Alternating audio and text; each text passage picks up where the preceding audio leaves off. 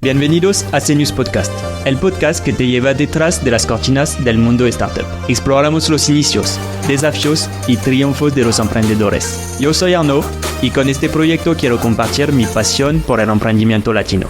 Entonces, toma un café y sé parti. Bienvenidos a un nuevo episodio de CNews Podcast, el podcast donde veamos el detrás de las cortinas de emprendimientos latinos. Hoy tengo el placer de recibir a Ricardo Moguel, co-founder y CEO de la EdgeTech mexicana Clibee. Ricardo, muchas gracias por estar aquí conmigo. ¿Cómo estás? Gracias, Arnaud, por la invitación. Muy bien, contento de estar contigo y de finalmente poder platicar. Sí, va a estar buena esta plática. Pues muy rápidamente, ¿nos puedes dar un poquito más de contexto sobre ti y sobre todo qué es Clibee? Sí, a ver, soy, como ya todos saben, Ricardo, un emprendedor fanático de hacer que las cosas sucedan. Tengo una vida un poco inusual del emprendedor más estereotipo que conocemos, que seguramente lo vamos a ir contando. Hablando de Clibee, a ver, Clibee nace con una visión muy clara de dar acceso a salud a la gente. Okay. La gente no tiene que morirse porque no puede tener acceso a salud. Entonces empezamos muy enfocados en todo el tema de diabetes. Somos una plataforma que le provee a la persona que vive con una enfermedad crónica todo lo que necesita de una manera muy sencilla a su casa, ¿no? Justo este año expandimos más allá de diabetes, también entramos a obesidad y parte de nuestros planes es seguir avanzando en enfermedades otra vez crónicas, ¿no? Seguramente ya platicaremos más a detalle de qué hacemos y cómo lo hacemos y por qué tanto éxito. Sí, no, va a ser buenísimo y justo a mí lo que me gusta es empezar con un poco la historia del emprendedor para que la gente entienda que aunque uno puede ser muy exitoso al día de hoy, pues tiene una historia detrás de este éxito, ¿no? No es algo de la noche a la mañana. Entonces vamos a empezar un poco con pues, tu infancia. Eres mexicano, pero que nos cuentas un poco dónde naciste, dónde creciste y qué tipo de entorno familiar tenías. A ver, mi historia creo que es muy bonita. Intentaré ser breve, sin entrar en demasiados detalles. Yo soy de Chiapas, del sur de México. Nacido en una ciudad que se llama Tuxtla Gutiérrez, pero registrado en Cintalapa, entonces pues, siempre digo que soy de Cintalapa, ¿no? A ver, es mi hermana y mi mamá, crecimos con ella, con la historia de muchas mujeres en México, ¿no? Madre soltera. Venimos de una familia de clase media-baja, ¿no? Con pocos recursos económicos, siempre mucha aspiración a salir adelante. Poco mi infancia fue pues, una infancia muy bonita, la verdad, ¿no? De niño no te das cuenta si tienes mucho o tienes poco.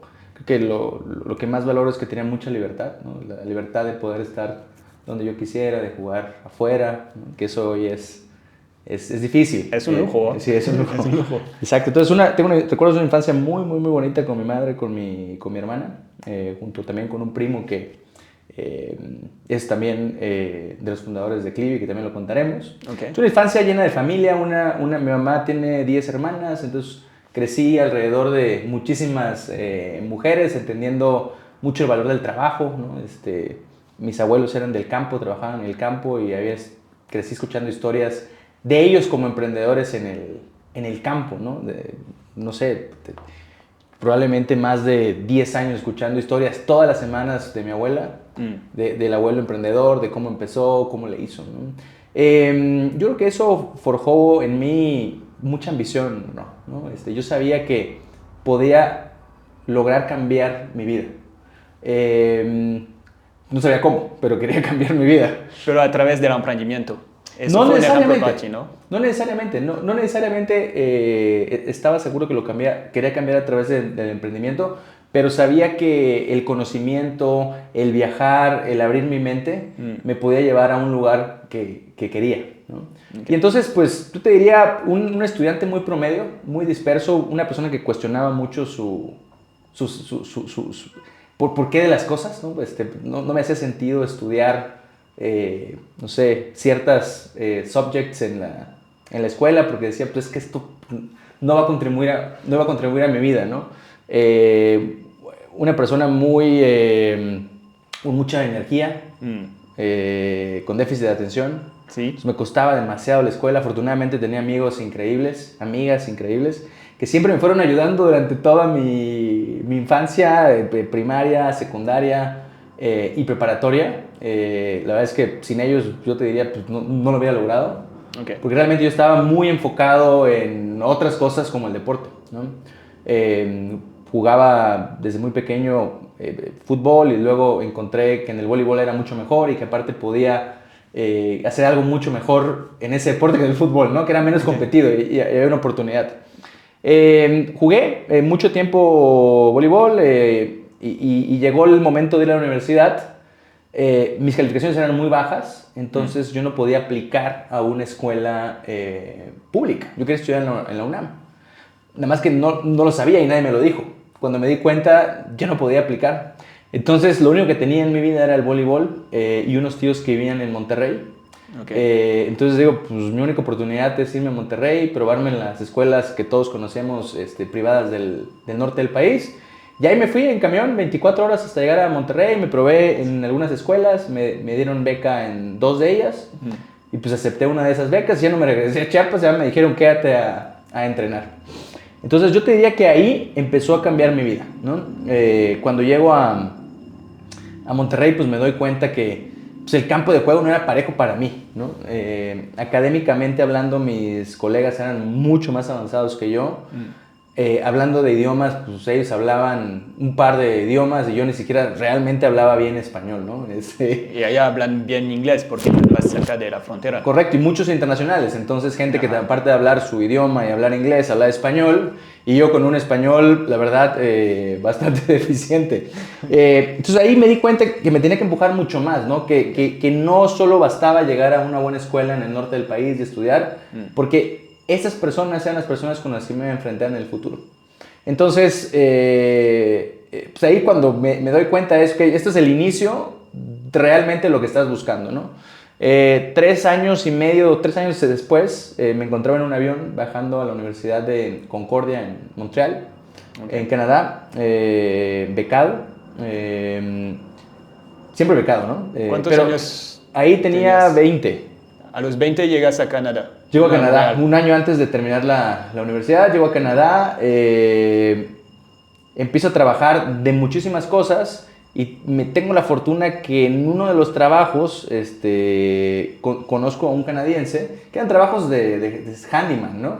Conozco a un canadiense, como que a las 3 semanas entendimos como que lo que hacíamos lo podíamos replicar nosotros y en ese tiempo Craigslist era, bueno, sigue siendo famoso Craigslist, pero en ese tiempo Craigslist era muy utilizado, ¿no? Y entonces dijimos, pues, ¿por qué no hacemos una compañía donde vendamos servicios residenciales, como un marketplace, y los anunciamos en Craigslist y vamos casa por casa y vendemos nuestros servicios y vamos viendo qué podemos vender, ¿no? Y así comenzamos. Digo, lo más relevante de Canadá no es haber estudiado en Canadá, lo más relevante es que hice mi primera compañía, ¿no? ¿Qué estudiabas, de hecho? Negocios. Negocios. Ok, entraste a estudiar negocios. Entonces, estudiar negocios y obviamente estaba becado, pero pues había que comer. Entonces la necesidad me llevó a mi primer emprendimiento, ¿no? Ajá. La verdad es que fue bien. En los primeros 6 meses yo te podría decir que financieramente nunca había visto tanto dinero en mi vida. Okay. Para mí ahí ya empezaba a cambiar mi vida, ¿no? Poder ir a restaurantes que nunca pensé que pudiera haber ido, poder haber hecho viajes dentro del país que nunca pensé que pudiera haber hecho. Y crecimos la compañía como a 65 personas, ganaba muy buena plata. En ese momento muchos mexicanos se quedaban en Canadá, era muy fácil para el mexicano quedarse allá. No voy a entrar en detalles, luego contaremos el porqué de las cosas, ¿no? Okay. Entonces tenía muchos amigos mexicanos que me decían, quédate, es muy fácil. Y al final del día, mi objetivo ir a Canadá era internacionalizarme, era terminar de aprender a hablar bien inglés. ¿Y francés en Montreal? Bueno, ahí fue mi primer acercamiento al francés y me encantó. Ajá. Pero no es como empiezo a hablar francés ahí. De verdad. Bueno, entonces me doy cuenta que ese no era el objetivo. Se vende la compañía, me llevo un buen dinero. ¿Cuánto tiempo te quedaste desarrollando esta empresa? 1 año y medio. ¿Fue muy rápido? Sí, muy rápido, crecimos muy rápido. ¿Qué tipo de servicios estaban ofreciendo? Bueno, era Marketplace. En el invierno comenzamos, sí, era Marketplace, pero lo que más hacíamos era, en el invierno limpiábamos los drywalls de las casas de gente wealthy. La nieve, toda la nieve. Correcto, hacíamos mucho fontanería, encontramos unos de fontanería, cambios de focos. Y luego en el verano lo fuerte que hicimos era jardinería. Ok. Increíble. Entonces, regreso a México con el dinero que tengo. Lo primero que hice fue comprar una casa a mi mamá, lo cual me hace ser muy orgulloso. Y la segunda cosa que hice fue encontrarme un trabajo corporativo, ¿no? Porque todo el tiempo había soñado que pues, si tenía un trabajo corporativo, entonces pues iba a cambiar mi vida, ¿no? Y entré a un programa de talentos de AXA Seguros, la aseguradora francesa, Sí. por cierto. Y tuve mucha fortuna, no, porque ellos me pusieron en la división de seguro de gastos médicos mayores. Y ahí es donde me cae el 20, que había que había una disparidad súper grande entre la gente que tiene acceso a salud y no. Y ahí, recuerdo perfectamente, decidí darle un propósito a mi vida profesional. Dedicarme a ayudar a la gente de una forma u otra a tener acceso a la salud. Algo que no te conté es que me diagnosticaron con asma crónica a los más o menos 6, 7 años. Okay. Viniendo de Chiapas, casi nada de acceso, viniendo de una familia que no tenía los recursos necesarios, pues viví todo lo que un latinoamericano promedio puede vivir en términos de acceso a salud. Entonces, cuando llego del otro lado y veo la otra realidad, ¿no? Me doy cuenta que pues, valía la pena dedicarme mi vida a eso, ¿no? Profesionalmente hablando. Y también me di cuenta que había una oportunidad muy grande, ¿no? Porque la industria de la salud, al menos desde mi entendimiento en ese momento, pues estaba siendo liderada pues, no por innovadores, ¿no? Perfiles más tradicionales. Ahí empiezo a chambear. Yo te puedo decir que era uno de los Rising Stars de la compañía en México. Era the youngest manager, ¿no? Con el equipo, uno de los equipos más grandes en la compañía. Tenías apenas 22, ¿no? 22 para 23. Sí. Exacto. Pero yo quería más y lo quería más rápido, ¿no? Ya me empezaba a dar cuenta que estudiando, que viajando, que hablando idiomas te daba mucha oportunidad y sabía que tenía mucho camino por recorrer. Entonces apliqué a una beca, que todavía no sé si exista, creo que han reducido mucho ese apoyo, se llama una beca del CONACYT, que principalmente ese tipo de becas lo dan a sectores prioritarios del país, principalmente ingenieros y doctores, ¿no? Negocios no es tan favorable, hoy hasta la fecha no sé cómo me la dieron, pero tuve la fortuna de tener esa beca. Y es así como a los 24 me voy a Francia a estudiar mi MBA. Esa era la primera vez en mi vida donde no tenía que trabajar, ¿no? Entonces tomé mucha ventaja de eso, disfruté mucho mis estudios, me dediqué solo a hacer eso, obviamente a disfrutar que estaba en Europa, a viajar, a conocer gente, a abrir muchísimo mi mente. Mi segunda interacción con el francés, entonces empezaba a entender un poco más, ¿no? Yo me empecé a esforzar, tomé clases, poquitas, pero tomé clases, que tengo muy buenos recuerdos de esas clases. Y es una escuela muy buena. Yo fui a pasar como las entrevistas en esta escuela, en Rennes, porque cuando eres francés y quieres entrar a una business school, pues aplicas a muchas y luego vas a hacer las entrevistas. Y me encantó Rennes. Al final no es la que eligió por temas personales, elegí una más cerca de mi familia, pero me encantó la de Rennes y es muy buena. La ciudad es increíble. Sí. La verdad, para ser estudiante ahí es espectacular. El ecosistema estudiante es increíble. Sí. Bueno, entonces le eché muchas ganas, terminé tope de mi clase, hice un doble grado en Corporate Social Responsibility, y una vez que termino, AXA me recontrata y me da la oportunidad de irme a trabajar a España. Para mi suerte, reportando directamente al director general de la compañía de España, wow, que había unos proyectos donde veía México y la operación en Brasil. Yo creo que porque era el único latino o porque la posición que estaba cubriendo, porque era un maternity leave que estaba cubriendo al principio, me pusieron a ver me pusieron a ayudarles a ver la visión de la compañía 2020, ¿no? Ahí entendí muchas cosas, pero lo más relevante es que entendí que en términos de acceso de la salud, toda Latinoamérica sufre, ¿no? No solo México. Y ahí te diría que mi carrera estaba despegando, la pasaba espectacular, viví en Madrid,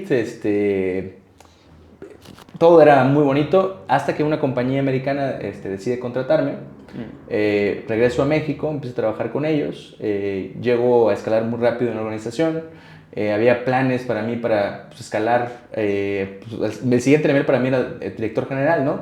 Y en ese momento la compañía tenía pues, diferentes operaciones en América Latina y pues estaba ahí en el on the making para llegar hacia allá. También una compañía en el De sector seguros. de seguros. Okay. Okay. Esta es americana, se llama IG. Okay. Yo te Okay. diría que ahí, a mis 27 años, era yo un rising star en la compañía. Ganaba mucho, me consentían mucho, pero era fácil, no era challenging, no estaba cambiando la vida de nadie. Y entonces, en el 2017, decido salirme de la compañía. Bueno, 2016 para 2017. Todo el mundo pensó que estaba loco. Conocí a unos buenos amigos hoy en día de Polonia que estaban comenzando una compañía que se llamaba Siena Lekar en Europa, que era un marketplace para poder agendar citas con médicos. Y ellos habían comprado una compañía que se llama Doctoralia, que tenía base en España, que no había levantado capital, entonces estaba todavía accesible a la compra, ¿no? Sí. O sea, no habían levantado. Y lo relevante de Doctoralia es que tenía una operación en España que funcionaba bien y una operación pues, que no funcionaba en América Latina, pero con unos marketplaces que tenían tracción, tenían tráfico, ¿no? Entonces, bueno, en fin, después de platicar muchísimo con ellos, llegué a la conclusión que había una oportunidad gigante de construir algo legendario en América Latina y decido unirme a ese grupo de emprendedores en el 2016-2017 y empezar la operación de Scratch en México, ¿no? ¿Cómo les conociste? Los conocí por un buen amigo que me conectó con uno de los cofundadores de la compañía. Ok. Bueno, y antes de ahí había estado en Polonia, entonces más o menos ya entendía muchas cosas, ¿no? Ajá. Entonces hubo muy buena conexión entre nosotros y ellos y al final del día pues hicieron las cosas y empezamos a trabajar juntos.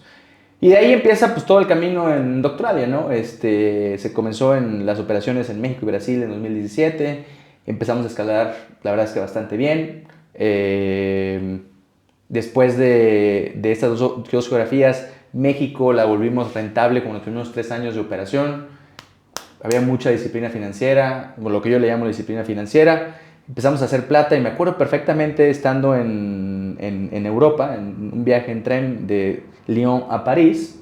Estaba aburrido, entonces empiezo a ver cifras en términos de población, en términos de médicos en la región y encuentro que pues, había que expandir la solución en América Latina, ¿no? Y como México ya se había hecho rentable, pues le vendí el proyecto a uno de los cofundadores, les encantó, me dijeron, ok, vas, y empezamos a abrir otras operaciones. Para no ser tan larga la historia, en más o menos 5 años de carrera, de cero abrimos operación en México, en Brasil, en Colombia, en Chile, en Perú y en Argentina. Creamos la compañía, todas esas operaciones en América Latina, en ese momento, y siguen siendo las líderes en su categoría. Hoy todas las compañías operan en su propio working capital y fue una experiencia espectacular, ¿no? En ese tiempo, Arno, aparte de cometer muchos errores... sí, cuéntanos un poquito, algunos errores que, por ejemplo, ese de abrir nuevos países o de hacer operaciones, es un tema que pues, todos soñamos de abrir nuevos países, ¿no? De escalar operaciones. Es algo que nos hace soñar a todos, pero también cometimos muchos errores al hacer eso. Sí. Y para que los demás aprenden de nuestros errores mejor. Mira, en nuestro caso fue... Creo que hubieron muchos retos, que te cuento un par.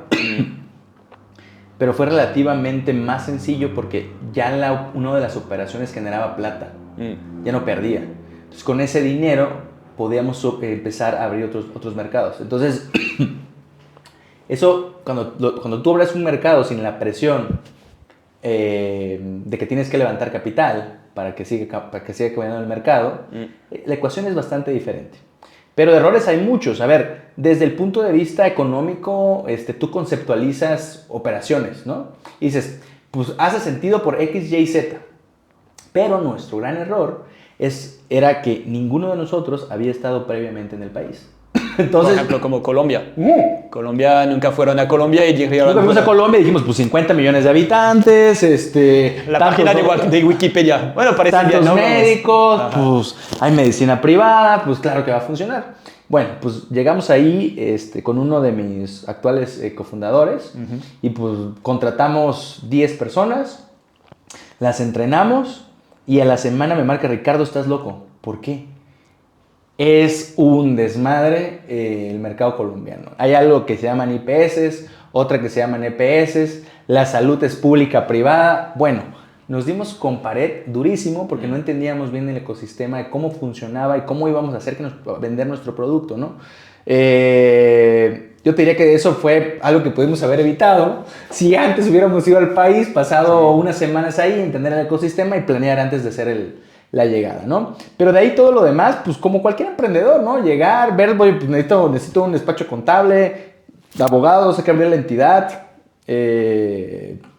Una vez que lo repites y que lo haces, se vuelve mucho más sencillo abrir otros mercados, ¿no? Okay. Bueno, culturalmente también hay muchas diferencias, ¿no?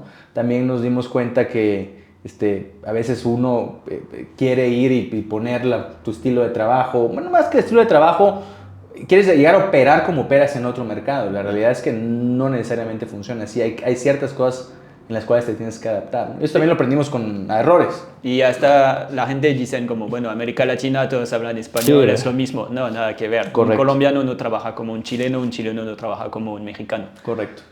En fin. Entonces, en eso, bueno... Entonces, dentro de esos 5 años, vi una oportunidad gigante porque lo que nosotros hicimos durante ese tiempo en Doctoralia fue algo grandioso. Realmente fue darle la oportunidad a los médicos de conectar con pacientes que nunca iban a conectar y al paciente poder tener las capacidades de poder decidir a qué médico iba a ir con base en sus criterios, cercanía, disponibilidad, precio, comentarios, ¿no?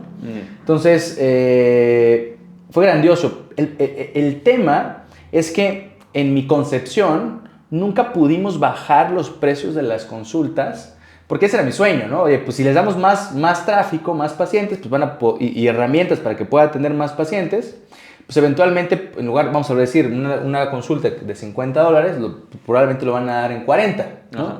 Pero esos $10 de diferencia, van a haber personas que va a poder dar acceso. La realidad no fue así. La realidad es que les dimos mucho trabajo, mucho tráfico, y que al final del día no estábamos acercando mucho más salud a las personas. Y es fine, ¿no? Ya lo que habíamos hecho era buenísimo. Habíamos dado tools a los doctores para que pudieran trabajar de una mejor forma, a gente darles herramientas para que puedan elegir a su médico. Pero mi sueño era, pues, ¿cómo ayudo a la gente a acercar más salud? Y entonces durante ese tiempo me di cuenta que pues, el tema de enfermedades crónicas, cuando tú ves los datos de muerte en América Latina y en el mundo son brutales, ¿no? Solo hablando de México, la causa número 1 por la cual las mujeres se mueren no es cáncer de mama, ¿no? Todo el mundo habla de cáncer de mama en el mes de... es octubre, me parece, octubre o noviembre. Pero la razón por la cual las mujeres mueren en México es por diabetes, ¿no? Y eso no debería de suceder porque una enfermedad crónica es una enfermedad totalmente manejable. El problema fundamental de lo que encontré en esos 5 años es que la forma de atender al paciente es igual para todos. Hazte cuenta, supongamos que tú tienes migrañas, ¿no? Entonces, pues es un episodio, tú vienes conmigo, yo te prescribo, te vas, te sientes mejor y ya está, ¿no? Pero una persona que tiene una enfermedad crónica es de todos los días. Y el problema, la forma de ver al paciente es por episodios. Te veo hoy y luego, pues, si bien te va, te veo 3 meses después o 6 meses después. Y todo ese tiempo estás solo o sola el paciente. Entonces, encontramos como problemas fundamentales de cómo se estaba tratando la enfermedad. Encontramos que el paciente necesitaba mucho más que solo la atención del doctor. Y encontramos un problema realmente gigante, ¿no? O sea, la gente se muere porque no está pudiendo controlar su enfermedad crónica. Entonces, muy orgulloso, lo digo, de haber contribuido a que la compañía pasara sus primeros $100 millones de ARR en el 2021 y pues todo era una maravilla, seguíamos abriendo mercados, ¿no? Como te decía, las operaciones funcionaban muy bien, líderes de sus mercados. Decidí de una manera muy organizada planear mi salida en el 2021 para construir lo que creo, primero, va a tener un impacto mucho más grande en la gente, en nuestra gente, y 2, creo que puede ser un negocio realmente gigante, ¿no? Y ahí en el 2021 comenzamos Clivi, que ahora sí te platico, es una plataforma que incluye todo lo que el paciente con una enfermedad crónico-degenerativa necesita. ¿Qué es eso? Médicos especializados, como endocrinólogos, por ejemplo, todo el tema de los medicamentos que el paciente necesita durante todo su tratamiento, todos los supplies como tiras reactivas, glucómetro, báscula, todo el tema de estudios de laboratorio, todo el tema de psicología, todo el tema de nutrición, todo el tema de deporte. Es decir, todo lo que el paciente necesita por un precio del mismo lugar. Okay. Y nosotros no creemos en tecnología fancy, ¿no? Queremos en hacer la vida fácil a la gente. Entonces, todo lo embebimos en WhatsApp y desde ahí le damos seguimiento al paciente, ¿no? Entonces, eso es Clivi y hasta ahí, pues... ¿Cuántos años tienes cuando empiezas Clivi? Empezamos hace 3 años, entonces 35 años. Entonces, bueno, el problema lo tienes muy claro porque pues tienes muchos años de experiencia en la industria viendo el problema, entonces ya lo validaste trabajando en el medio, ¿no? Uh-huh. Tomas la decisión en 2021 de salirte de la empresa de Doctoralia uh-huh. para hacer Clivi. Uh-huh. ¿Cómo empezás a decir, ok, cómo voy a... Bueno, planeas tu salida, pero cómo planeas también los inicios de Clivi? Te dices, ok, tengo el equipo, tengo los co-founders, donde empiezo, hago un plan, no hago plan, voy a levantar, no voy a levantar. Hice un business canvas, ¿no? Una hojita okay. con ciertas ideas. Realmente un negocio es más que un business plan, un business canvas. Ser emprendedores, entender un problema y tener la capacidad de poder ir ajustando una solución, ¿no? Primero hice un business canvas, que eso no es relevante, pero lo que sí es muy relevante es cuáles son las personas que te vas a rodear al principio, ¿no? O sea, ¿quiénes son esas personas que están locas como tú para aceptar el reto de volverte emprendedor y vivir muchos años jodidos, ¿no? Sí. Eso, afortunadamente, pues ya tenía bastantes años siendo emprendedor. Entonces, pues hice un par de llamadas, todas esas llamadas fueron aceptadas a la primera. El Chief Medical Officer es mi primo, tenemos una historia muy similar. Entonces él validó que lo que queríamos hacer podía potencialmente ser posible. Lo trajimos como director médico a la compañía. Entonces armamos un equipo pequeñito para validar la hipótesis, ¿no? Hasta ese momento no habíamos levantado capital. A mí me fue bastante bien en Doctoralia, tuve la oportunidad de hacer secundarias.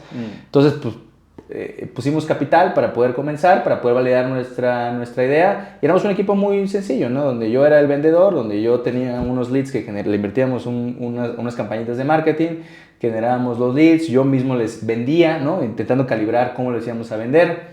Luego, Bruno, que es otro de los cofundadores, pues les daba toda la experiencia del paciente, les daba su onboarding. Y luego pues teníamos a un endocrinólogo, a María Fernanda, que era de nutrición, y luego a Andrea, que era de psicología, ¿no? Entonces, y Kai, que era nuestro desarrollador. Entonces, entre ese equipo chiquito, atendíamos a los pacientes. Y así empezamos a ganar pacientes. Y realmente nos empezamos a dar cuenta que pues, nuestra solución hacía mucho sentido, ¿no? No desde el punto de venta. El punto de venta era dificilísimo. Okay. Porque pues es clínica, ¿no? O sea, ¿Y a quién vendes? ¿Vendes al paciente? O al paciente? Al paciente que tiene la enfermedad y que tiene el problema, ¿no? Okay. No sigue siendo tan obvio para el paciente, hoy mucho más, después de 3 años, pero no sigue siendo tan obvio al paciente que los outcomes médicos pueden ser mucho mejores que la atención tradicional. Pero el momento donde dijimos vamos a levantar capital es donde empezamos a ver que la evolución de esos pacientes empezaba a mejorar. Dijimos, ok, estamos listos. Entonces nos fuimos a mercado en la colita del 2021, en el Q4. Okay. Salimos a mercado y ahí levantamos una serie presemilla bastante buena. Ahí Rodolfo González de Foundation Capital confió en nosotros, la experiencia que teníamos. Y entonces con eso ahora sí armamos un equipo, construimos un producto y lo lanzamos al mercado en el 2022, ¿no? ¿Era tu primera vez levantando capital? Era mi primera vez levantando capital. Porque hasta la fecha, pues, habías emprendido, pero nunca levantando capital. Correcto, que es bien diferente. Es bien diferente, sí. ¿No? ¿Cuál es la diferencia? Porque ahora ya... Cuando no tienes que levantar capital, pues, tu preocupación es en operar, ¿no? En hacer en vender, en hacer que eso que está resolviendo realmente lo esté resolviendo, ¿no? Que lo que estás haciendo pueda escalar en el tiempo. A ver, cuando tienes que levantar capital, o es una o es otra. O sea, no puedes estar levantando capital y no puedes estar operando, ¿no? Levantar capital es a full-time job. Entonces, y obviamente pues también es una vida muy solitaria, ¿no? Como fundador de la compañía o los que están levantando capital, que por lo regular es el principal fundador o el que es el CEO, pues es duro, man. Es duro porque detrás de 150 nos, pues hay un sí, ¿no? Entonces, Y es duro que eso tú ya tenía toda la red de contacto y ya pruebas de que pues era una empresa. al principio fue muy fácil levantar capital para nosotros. Ok, el pre-seed. El principio fue extremadamente fácil. Tenías el contacto, creyeron en ti. Que además es cierto, más temprano es en las rondas de financiamiento, más es una cuestión de confianza. Credenciales, ¿no? Lo que has logrado, obviamente, pues validaron lo que habíamos hecho en el pasado, ¿no? Luego ya te piden pruebas de que el negocio pues funciona y tenga potencial, porque pues vamos a ver que fuiste hasta la serie A, y entonces pues ya no te piden las mismas cosas para levantar una serie A, bueno, A, que levantar un pre-seed. Correcto. Entonces, realmente esa fue fácil. Empezamos a armar el equipo. En enero del 2022 lanzamos. Yo te diría que parte de nuestro éxito es, primero, habernos rodeado del equipo correcto. O sea, gente muy capaz. ¿Qué buscas en tus cofundadores o en tus primeros empleados? Pasión, ambición, inteligencia. Okay. ¿No? Pasión por lo que estamos haciendo, o el problema que estamos resolviendo. Ambición por querernos comer el mundo. Nosotros en Clive lo seguimos diciendo. Queremos ser la compañía más grande de salud en América Latina antes de expandirnos a otras geografías, ¿no? Okay. Es gente que realmente se quiere comer el mundo. Y buscamos mucha inteligencia porque en la vida del emprendedor los retos son cuánticos. No se ve así. Los retos son así. ¿No? Son cuánticos. Entonces, si tú no tienes la inteligencia para hiperaprender y poder afrontar esos nuevos retos, en el camino te vas a quedar. Entonces, independientemente del skill set que tú busques en una persona, al menos yo busco esas 3 características en esa persona. Y obviamente que tenga los skill sets de que la posición lo requiere, ¿no? Sí. Y como otro punto, pues también, oye, pues es una persona que hace fit con lo que somos como organización, en lo que creemos. Sí o no, porque es súper importante. Puedes tener a un profesional espectacular, ¿no? Brillante, pero es un lonely wolf, que no trabaja en equipo, que hace las cosas incómodas para todos, pues eso no hace sentido, ¿no? Eso ha pasado mucho en las empresas de tecnología, sobre todo de Silicon Valley, donde había estos 10X engineer, que eran unos genios de programación. Pero el problema es que una vez que iba escalando la empresa, la startup, pues estos chicos que armaron toda la arquitectura y todo el código inicial, pues no sabían trabajar en equipo. Correcto. Y hasta estaban muy complicado trabajar con ellos. Entonces se volvió un problema porque eran súper clave, porque ellos tenían todo el conocimiento del código, pero al mismo tiempo no había forma de escalar afuera de ellos contra equipo y que ellas se volvieran como pues, manager más que programadores. Correcto. Entonces el fit es muy importante pensarlo desde el inicio. Correcto. Para la escalabilidad, creo. Entonces, pues así, y creo que uno de nuestros inversionistas que respetamos mucho y que personalmente quiero mucho, nos dio, creo que uno de los mejores advices que alguien me ha dado en mi vida profesional fue Sales fix everything. Remember that sales fix everything, ¿no? Y entonces, yo te diría que eso ha sido parte de nuestro éxito. Nosotros nos obsesionamos desde el principio en cómo ser capaces de capturar a los pacientes a través de una propuesta de valor que haga sentido, ¿no? Cómo realmente podíamos escalar la forma de adquirir esos pacientes con unit economics sanos, sin hacer locuras. Y ahí comenzamos, una organización al principio muy enfocada a toda la parte de atracción del paciente, que obviamente después, cuando empiezas a atraer miles de pacientes, pues hay que cuidar la otra parte, ¿no? Es la experiencia, el paciente, que la experiencia se repita, que los resultados de salud sigan siendo uno de nuestros principales diferenciadores. Y en fin, bueno, ahí comenzamos y que hemos tenido muchos retos, ¿no? Sí, no, y pues me gusta que tengas un perfil tan orientado a la parte de sales y adquisición de cliente, porque creo que es un reto para muchos o para todos. Entonces, para ti, ¿cuáles serían los consejos o cómo hiciste para trabajar tu propuesta de valor y luego pensar en canales de marketing cómo probarlos, en cuáles enfocarte y un poco tu experiencia justo al inicio y después. Primero, lo que nosotros hacemos es saber cuál es el problema que estás resolviendo. Ok.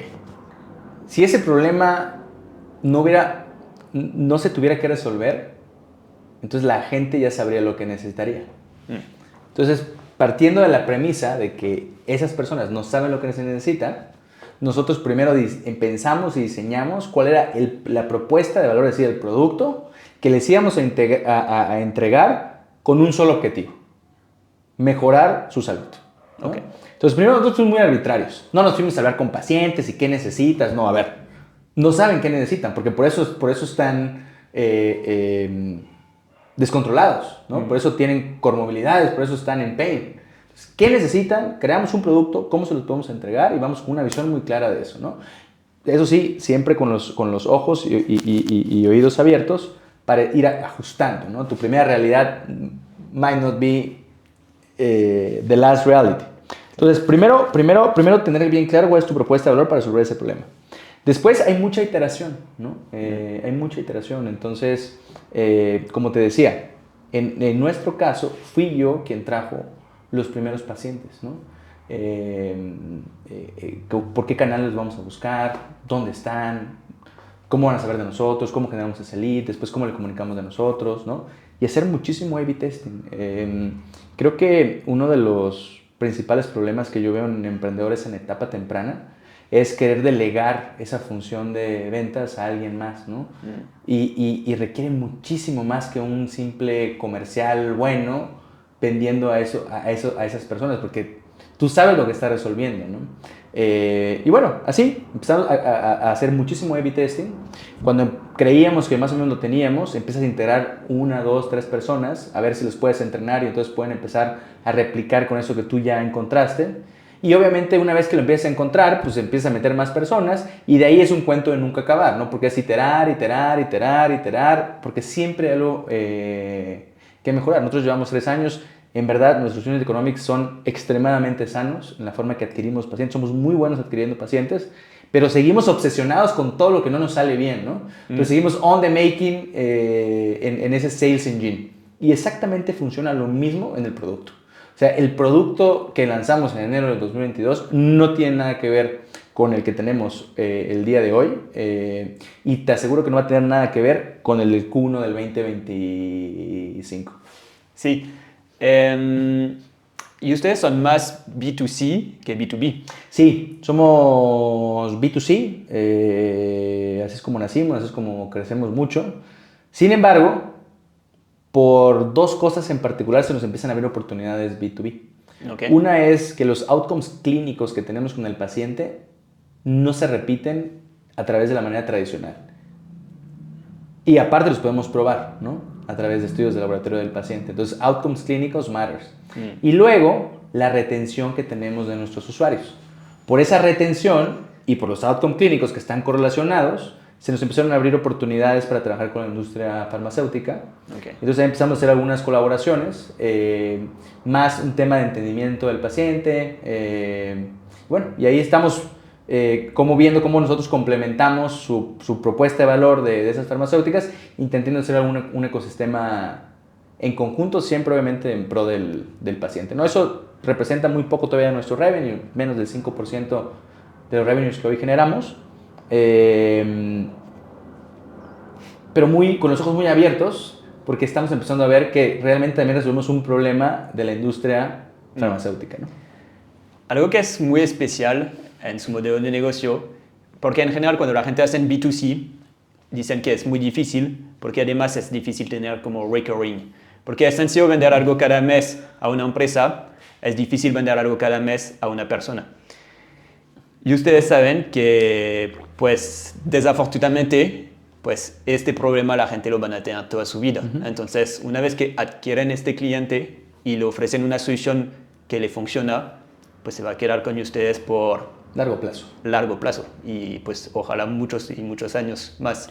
Entonces eso es una gran fortaleza de su modelo. Correcto. Pero al mismo tiempo están en un sector que es sensible, porque es la salud. Entonces para mí es más fácil confiar en una nueva plataforma de streaming, decir, bueno, ok, voy a probar tal plataforma para no decir nombres, tengo una, voy a probar otra porque se ve bien, si no me gusta, pues no pasa nada, solo perdí unas noches de películas, ¿no? Pero ¿cómo hacen ustedes también para crear esta confianza cuando entregan pues, datos personales de salud y también tomar este riesgo de confiar en ustedes y que al final los resultados no sean los esperados? Somos muy claros con el paciente. Okay. ¿Cómo hacemos las cosas? ¿Qué podemos lograr? ¿Cómo lo podemos lograr? Somos totalmente claros y le decimos, oye, pues de mí no depende todo. Yo voy a hacer todo lo que dependa de mí. Te voy a mandar tus estudios de laboratorio, a tu casa, te voy a mandar tus medicamentos, te voy a dar clases de deporte, te vamos a hacer tu dieta, vamos a ajustar esa dieta, te vamos a enseñar cómo alimentarte, vas a tener un psicólogo, psicóloga que te ayude en ese camino de transformación, un médico especialista de los mejores del país que te vaya ayudando con todo el manejo farmacológico, que te dé el tratamiento correcto para ti. La otra parte, digamos ese 50% depende de ti. Que te apliques tus medicamentos, que te hagas tus estudios de laboratorio, que te hidrates, que hagas deporte, ¿no? O sea, somos muy claros con el paciente desde el día 1. En nuestro contrato tenemos garantías de llegar a ciertos resultados de salud, donde nos comprometemos a trabajar en conjunto. Te pongo un ejemplo, una de sus garantías es eso, sí, el contrato, pero tienes que llegar a un 90% de tus consultas, ¿no? Entonces, pues, es que es de dos. Yo creo que cuando la gente, tú le hablas, mira, la gente creo que está muy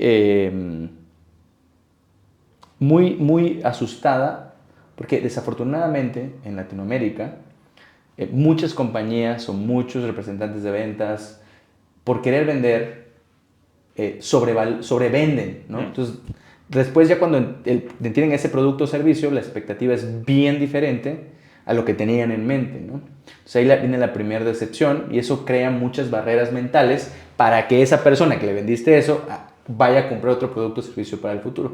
Entonces, es un desafío todavía para nosotros, Arno. O sea, no te diría que es algo check, pero yo te diría que siendo claros con el paciente lo que se puede lograr, siendo transparentes, honestos con el paciente, es lo que nos ha ayudado a que ellos pongan su confianza en nosotros. Ahora, cuando ponen su confianza en nosotros, pues a chambear, ¿no? Hay que trabajar muy fuerte para poder entregar esa propuesta de valor. Y lo más importante, más allá de la propuesta de valor, es que el paciente esté controlado en su enfermedad, ¿no? Que si tiene diabetes, su hemoglobina glicosilada esté controlada, si tiene sobrepeso, obesidad, entonces que empiece a ver esa bajada de peso de manera sostenible, ¿no? Que empiece a cambiar sus hábitos de alimentación, etcétera, etcétera, ¿no?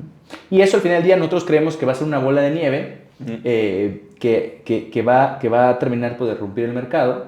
Y hoy, pues sí, comprar salud a distancia y es todavía un reto, ¿no? Son los inicios. Pero todo tiene un inicio.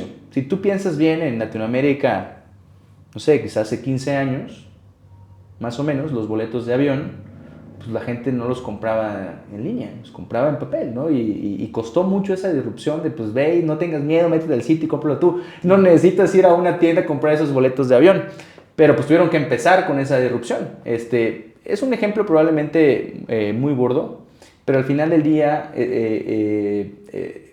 ejemplifica lo que te quiero decir, ¿no? Si nosotros no comenzamos, pues el día de mañana no van a decir, pues era obvio, ¿no? Que claro que se puede atender la salud a distancia, y claro que puedes tener tus doctores en telemedicina, y que es mucho más fácil que tus insumos te lleguen a tu casa y que te estén monitoreando, ¿no?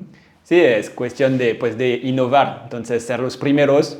Lo importante es no llegar demasiado temprano, pero si llegas en el momento correcto, pues ya vas a crecer con justo este nuevo mercado. Coincido contigo. Pasó algo grande en 2023 que creo que va a tener un impacto muy fuerte en el futuro de Quibi, la inteligencia artificial. Sí. Nosotros estamos muy emocionados porque hoy estamos en la intersección de dos grandes breakthroughs en innovación. Uno lo acabas de decir, inteligencia artificial, y el otro se llama GLP-1, que son medicamentos de última generación. Ok. No conozco, ¿no? Tienes que explicar un poco más. GLP-1 son medicamentos de última generación. Cuando una persona es candidata, hablando de diabetes, es lo más efectivo que hay, siempre cuando sea candidata, y para pérdida de peso es lo más efectivo que hay. Y aparte están haciendo otros trials para problemas cardiovasculares, problemas Alzheimer. Están encontrando otras utilidades de este medicamento. Entonces, estamos justo en la intersección de dos cosas espectaculares. Ubico este medicamento, que ya lo usan mucho para bajar de peso, ¿no? Ok, que fue también y se dan cuenta que sirve para muchas cosas. Entonces. Se están dando cuenta que va más allá de la pérdida de peso, que va más allá de ayudar a la gente que vive con diabetes, ¿no? Ahorita están los trials en Estados Unidos para poder expandir beyond obesidad y diabetes. Okay. Entonces son cosas muy interesantes que están pasando al mismo momento y nosotros tenemos la fortuna de estar en medio de lo que está sucediendo. Sí, el timing perfecto. Todo está listo para desplegar. Hoy en día solo operan en México. Hoy solo estamos operando en México. Seguimos operando en México probablemente por los siguientes año y medio, antes de ser lo suficientemente grandes y fuertes y robustos, antes de poder empezar a pensar en la expansión de la compañía. Bueno, es chistoso que dices eso porque pues, uno podrá pensar que ya son lo suficiente pues, robusto porque pues, tienen ya 3 años en el mercado, sobre todo levantaron bastante capital y hay gente que se atreven a abrir más mercado mucho más antes.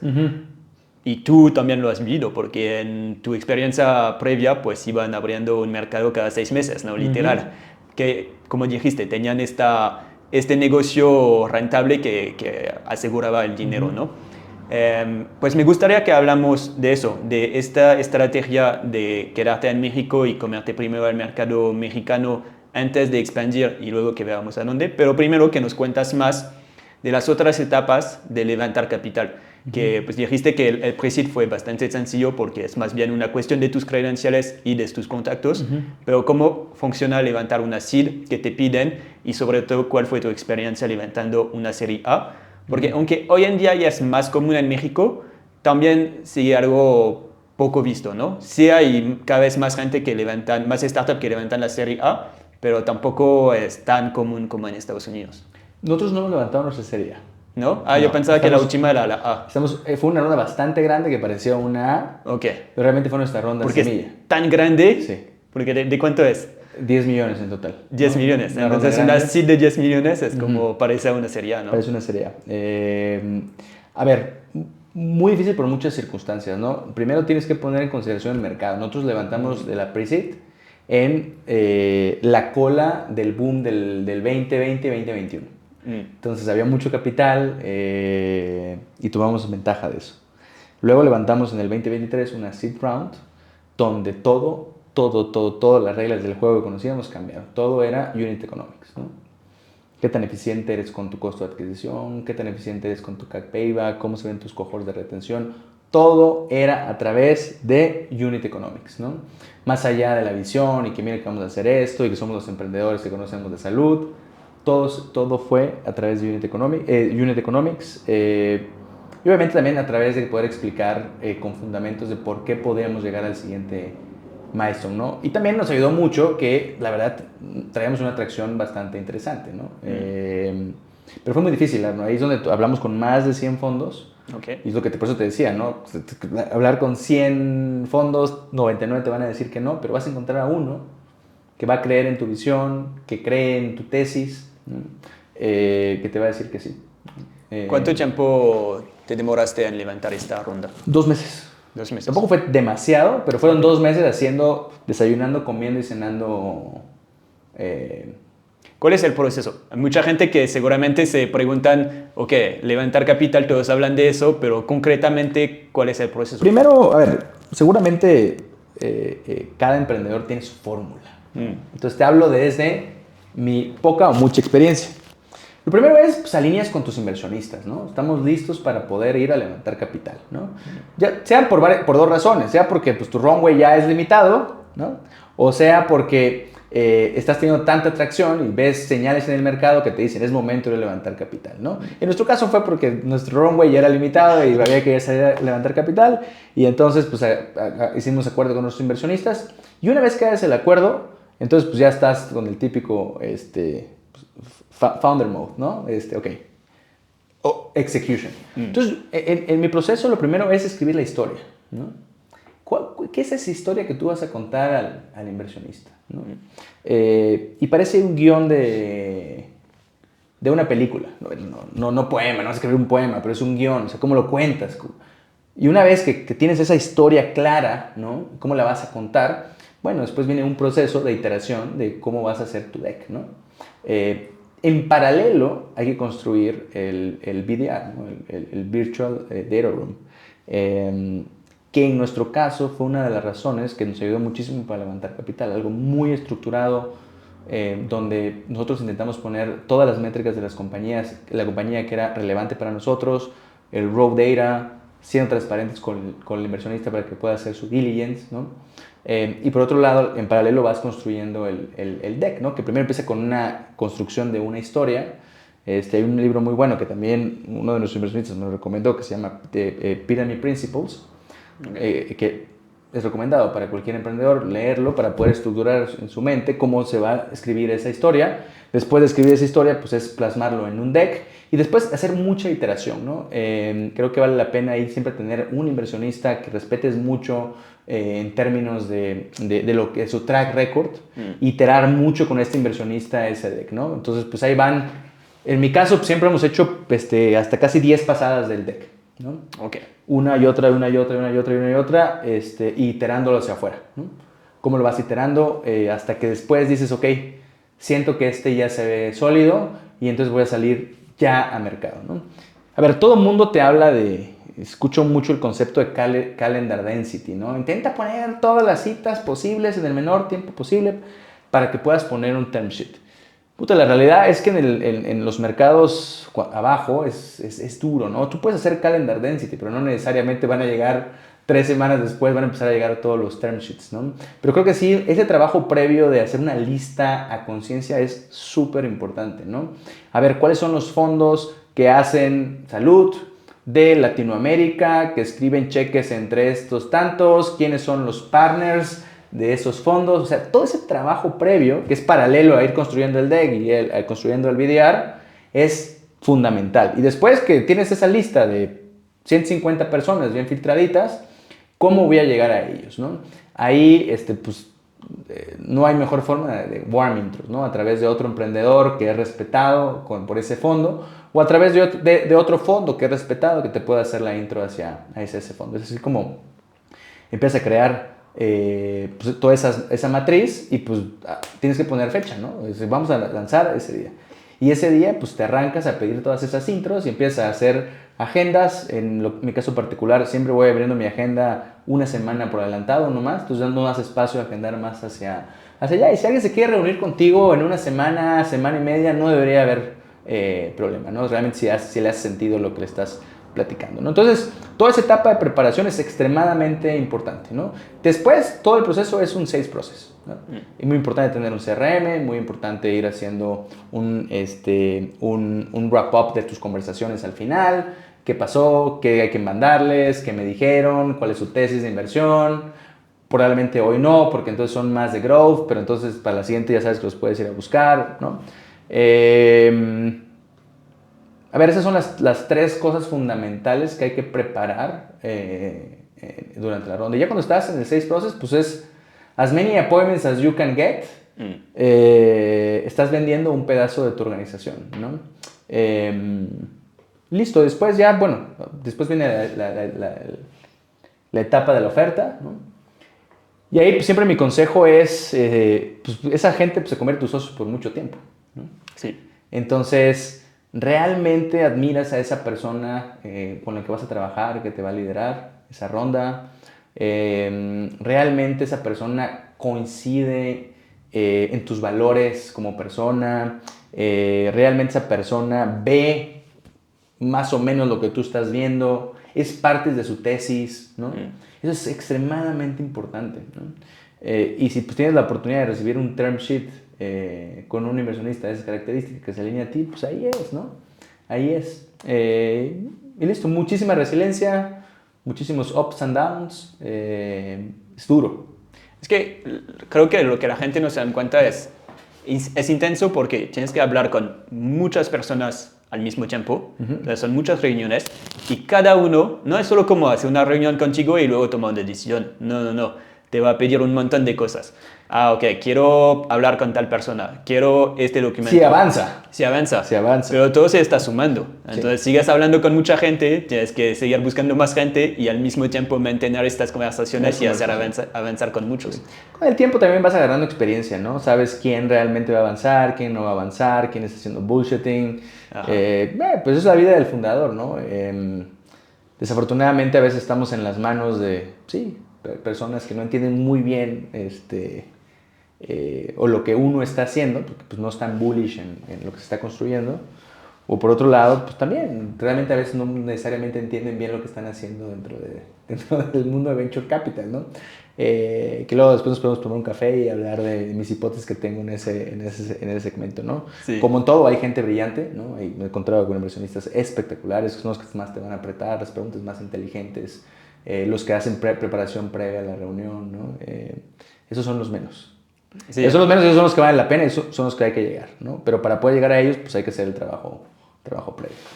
¿Tienes fondos solo de México o de México y América Latina o de todo el mundo? Tenemos México, Estados Unidos y Europa. Europa. ¿De dónde es el fondo de Europa? Tenemos uno en Suiza, otro y un par en Francia. ¿Así? Sí. Tienes que contarme más de eso, porque yo hablé con unos fondos de Francia y les pregunté por qué no invierten tanto en América Latina, bueno, sobre todo en México. Su mandato, ¿no?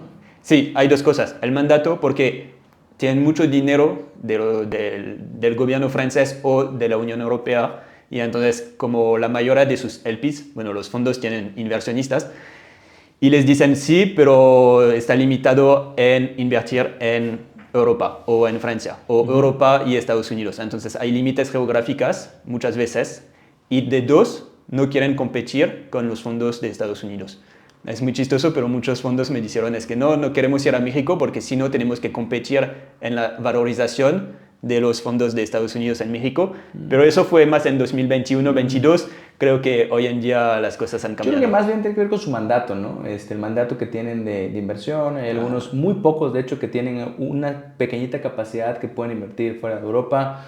Hoy creo que hay muy pocos fondos europeos que tengan un vehículo de inversión en América Latina.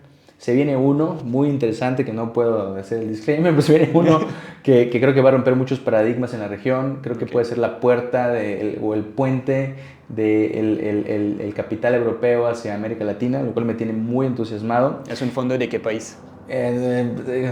No puedes decir. No, lo hablamos después. Después, cuando se haga público, con mucho gusto lo platicamos y te cuento por qué creo que va a ser un disruptor en lo que está sucediendo en el ecosistema. Son personas que lo saben hacer muy bien, con un track record espectacular. Okay. Y el ecosistema requiere eso, nuevos players también, ¿no? Ya no me acuerdo qué estábamos hablando. De tener fondos de todo el mundo. Como un founder, bueno, ¿por qué un founder debería ir a buscar fondos de otros países? Y también, ¿qué diferencia has visto? Esta vez no vamos a hacerla, siempre es como, ¿qué diferencia hay entre los fondos latinos y los fondos de Estados Unidos? No, ¿cuál diferencia hay entre los fondos de Europa y los fondos de Estados Unidos? A ver, yo creo que within funds hay mucha diferencia, porque cada uno tiene su propia filosofía, su propia forma de ver el mundo, su forma de operar. Entonces no te diría que tenga que ver entre una geografía u otra, tiene que ver entre un fondo y otro, ¿no? El mismo México, los fondos son bien diferentes, ¿no? Cada quien con su tesis bien clara de lo que están haciendo. Para nosotros fue un poco la necesidad y un poco la suerte.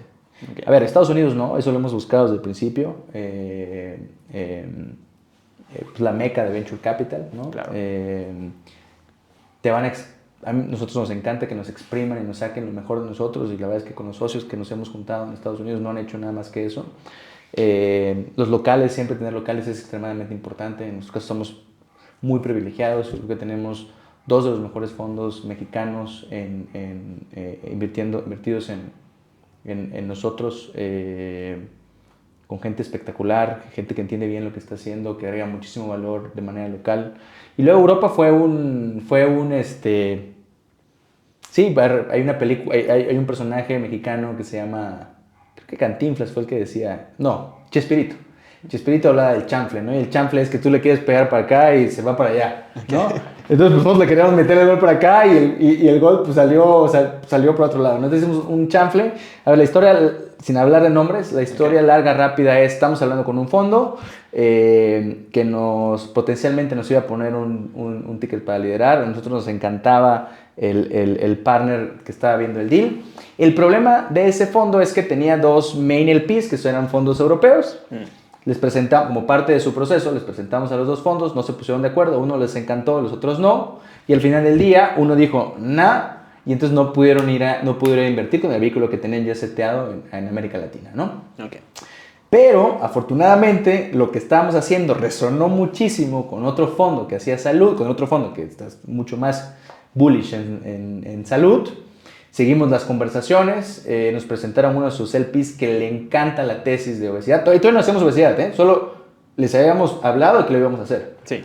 Hubo mucho match con ellos y al final del día tenemos mucha fortuna de que ellos directamente, ese LP tenía un vehículo en Latinoamérica y ese vehículo lo habían utilizado para invertir en nosotros. Y así como llegamos a tener fondo europeo, digo, no sé cuántas compañías latinoamericanas tengan fondos europeos, pero la verdad es que es increíble tener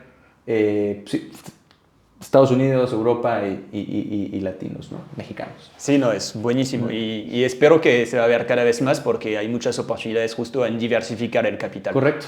Yo siempre lo digo, hasta capital de Asia también hay mucho capital. Eso yo creo que va a venir también. Eso yo creo que va a venir. Sí, sí, sí. Yo lo estoy viendo cada vez más. Todavía es como poquito, pero sobre todo Middle East. Cada vez más se están invitando a emprendedores latinos a venir a Dubái y cosas así, porque hay un interés muy, muy fuerte. Entonces, es una cuestión de algunos años, pero yo digo que en 5 años va a ser mucho más común ver capital de todo el mundo aquí. Que ya hay, pero cada vez más. Súper. Entonces, hablando del mundo y hablando un poco para terminar del futuro de Quibi, ¿cuál va a ser su tesis de expansión? Porque entiendo que la tesis de crecimiento del producto es agregar enfermedades crónicas, que ya agregaron obesity y luego pues hay más, entonces van a agregar cada vez más, Correcto. solucionando más problemas de salud.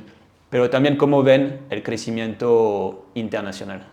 Sí, mira, hoy estamos enfocados en México. Hay mucho trabajo por hacer. Desafortunadamente, para el país, como nosotros como organización, afortunadamente tenemos mucho trabajo. Entonces, hoy seguimos laser focus en conquistar el mercado mexicano, con resultados. Y previo a eso sabemos, por la experiencia que tenemos operando en otros mercados, que nuestra solución puede ser un plug and play en diferentes países. Esta vez lo queremos hacer de manera diferente. Ya te comentaba del error desde la parte económica, desde los números, decir que es un buen mercado para abrir. Nosotros, en lugar de hacer eso o ir a donde todo el mundo va, tenemos planeado hacer algunos ejercicios de adquisición, entender cómo se ven esos unit economics en los diferentes países donde creemos que nuestra solución puede entrar jugando. También ver qué tan fuerte network podemos tener dentro de ese país, que eso también puede ayudar mucho. Y con base en eso nos vamos a trazar los siguientes países aquí. Ahora, una vez que vayamos a expandir, vas a empezar a ver un nivel de agresividad como el que ya te contaba, ¿no? Empezamos a abrir cada 6 meses un país nuevo y entramos muy, muy fuerte, ¿no? Eso todavía no es parte del plan. A ver, es parte del plan, no es parte del enfoque hoy. Pero eventualmente vamos a ir hacia allá. Me imagino que van a levantar. Justo, dijiste que la serie Seed no era una serie A, aunque parecía una serie A, y fue un error. Explícanos por qué. Yo sé por qué, pero explícanos por qué es un error levantar demasiado en un Seed. A ver, no creo que era un error, ¿no? Nosotros tenemos muy claro lo que íbamos a hacer con ese dinero. Para ponerte una métrica, con ese ratio nosotros hemos hecho 10 millones de ARR, ¿no? O sea, es un ratio muy sano de crecimiento. Sí. Somos emprendedores agresivos, que nos forjamos metas, sí, ambiciosas, en tiempos cortos y que tampoco tenemos miedo de ir a pedir el capital para poder realizar. La única razón por la que fuimos a levantar ese capital es porque queríamos llegar al milestone que queríamos llegar, ¿no? Hoy estamos muy por encima de eso, el horizonte se ve mucho más brillante que eso. Sí. En su momento se veía muy challenging. Pero bueno, también eso es cómo demostrar que pues, se tiene con qué poder hacer grandes cosas, ¿no? Y capital pues, ayuda muchísimo, ¿no? Por eso, o sea, te decía que era un error, que no era una serie A, que lo que hicimos era un SID. Y obviamente, sí. Pues mi punto era que a veces unos cuando levantan mucho en seed tienen una valuation muy alta, porque no puedes levantar 10 millones y tener una valuation de 10 millones. Obviamente tienes una valuation mucho más alta. Y entonces luego tienes que lograr, si no tienes esta agresividad y esta oportunidad de crecimiento, tienes que ponerte unos retos, unas metas tan altas que a veces no lo logran. Y ahí es donde hay down rounds. Y así hay down round o en nuestro caso es diferente porque el seed lo levantamos en down market. Okay. Y lo que nosotros siempre hemos tenido en mente, pues al final del día, el que define, el que lo determina, pues es ese fondo que va a liderar. Obviamente sería muy inocente pensar en no tener un objetivo en términos de dilución, ¿no? Porque siempre hay que tener un objetivo en términos de dilución y ser claros y transmitir ese objetivo. Y el fondo que te está interesado en ti, más o menos, debería de haber por ahí un best alternative para negociar, ¿no? Un BATNA. Pero al final del día, en los tiempos en los que estamos, hoy los fondos rules, ¿no? O sea, ellos determinan esa evaluación. En nuestro caso, hemos sido ambiciosos, pero no hemos sido obstinados para ir más allá a pedir una evaluación que pudiera ser irreal y que nos podría poner fuera de mercado en la siguiente ronda y matar todo, ¿no? Es este. El valor se gana con el tiempo. Sí, claro. No, y hay que ver a largo plazo. También hay que ejecutar y tener metas claras a corto plazo, pero también hay que tener esta visión a largo plazo. Es importante, aunque va a cambiar, pero tener una dirección, ¿no? Correcto. Para acabar, tú aprendiste muchas veces ya. Y pues cada vez aprendiste algo nuevo, ¿no?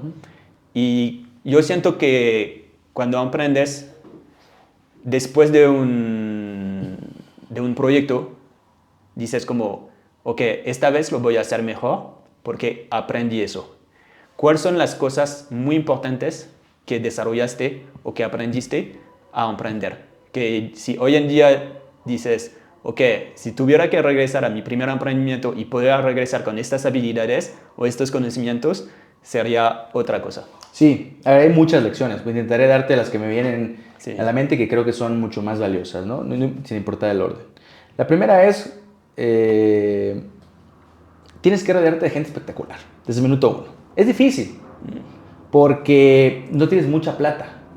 Sí. Y esa gente espectacular normalmente están trabajando y les va muy bien. Entonces tienes que tener la habilidad como fundador o cofundador de persuadir a esas personas de por qué se deben venir contigo y que puedan ver esa oportunidad que tú estás viendo muy, muy clara, ¿no? Rodearte de gente espectacular desde el minuto uno es importante. Otro tema es estar evaluando constantemente al equipo. El equipo que te llevó a 1 no es el equipo que te vaya a llevar a 10. El equipo que te llevó a 10 no es el equipo necesariamente el equipo que te va a llevar a 100. Entonces, estar evaluando constantemente el equipo y ser muy crítico, ¿no? Creo que el latinoamericano es muy driven by emotions, definido por Hofstede, ¿no? En este estudio de las culturas que tiene. Y muchas decisiones son con el corazón. No. Las decisiones de un buen emprendedor tienen que ser en pro de su negocio. Entonces, cuando hay que tomar decisiones difíciles, o sea que hay adioses muy, muy difíciles, ¿no? Pero hay que tomarlas, porque si no la compañía se va a morir, ¿no? ¿Qué más? En mi caso particular, tenemos una cultura de celebrar poco. Creemos que estamos aquí para ejecutar y para entregar, no para estarnos aplaudiendo. No tiene esta campanita así que es que hacen una venta, si están aquí. Celebramos las ventas, pero no estamos todo el tiempo llenando nuestro ego de mira qué increíbles somos, mira cuánto revenue generamos, mira cuántos pacientes atendemos. Nosotros enfocamos toda nuestra energía en todo lo que está mal. Y es duro entrar en una cultura así, pero realmente cuando tú te enfocas en todo lo que está mal y realmente te metes a componer eso que está mal, vas a tener una versión mucho mejor de ti cuando veas al pasado. Entonces eso agrega mucho más valor. La otra ya te la dije, sales fix everything, ¿no? O sea, hay que dedicarse a vender y hacer que la campana suene, ¿no? Si la máquina registradora no suena, no estás avanzando. Feedback loops rápidos, ¿no? Un feedback loop de 1 mes, 2 meses desde mi punto de vista no funciona, es demasiado largo. Okay. Y la única ventaja que tiene una startup contra la competencia es su agilidad de poder ir rápido. Entonces, si no hay feedback loops rápidos, no aprendes. O no aprendes tan rápido. Y la otra es esa ambición por aprender. Porque aprender lo que no sabes hoy te va a hacer mucho más inteligente en tu negocio y vas a poder ajustar más rápido, ¿no? Otra es siempre no estar despegado de la operación. Estar ahí en la operación, estar viendo el front line, qué es lo que está viviendo. Porque a través de eso vas a determinar pues, los pain points que tu gente tiene o que tus usuarios tienen y a través de eso vas a poder generar soluciones creativas. La otra también es, pues, no esperes que gente venga de afuera a resolver tus problemas, ¿no? Si tienes un problema en sales, no esperes que un super comercial de afuera va a venir y te va a arreglar todo, ¿no? Los problemas se resuelven con el equipo que está desde adentro, ¿no? Y obviamente, pues, cuando agregas talento, pues lo que buscas es ir subiendo la barra.